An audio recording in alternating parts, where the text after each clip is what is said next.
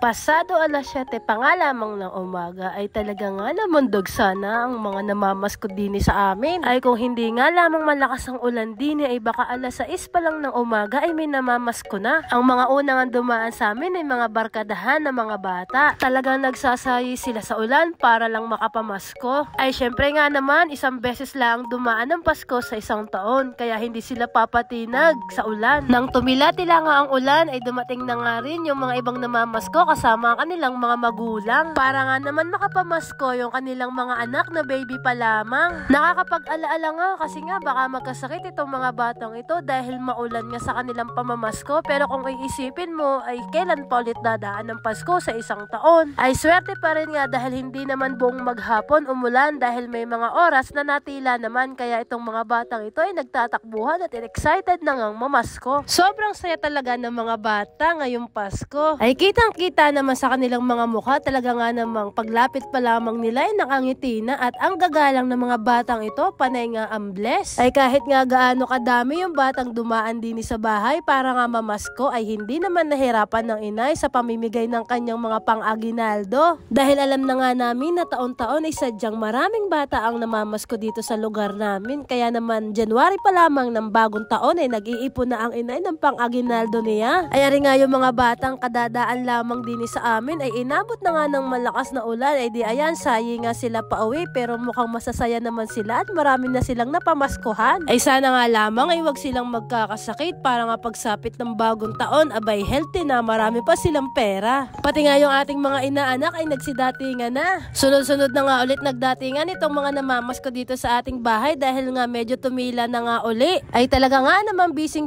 itong lalagyan ng inay ng pang-aginaldo. Maya't maya na nga ay binuksan ko dahil tuloy-tuloy pa rin ang dating nito mga batang namamasko ay ako naman ay talagang happy din. Dahil eto na nga lamang ulit yung aking unang Pasko na nandito ako sa Pilipinas at may experience ko nga itong mga ganitong bagay. Ay siya, Merry Christmas sa inyong lahat. Bye bye, hanggang dito na lang muna ulit.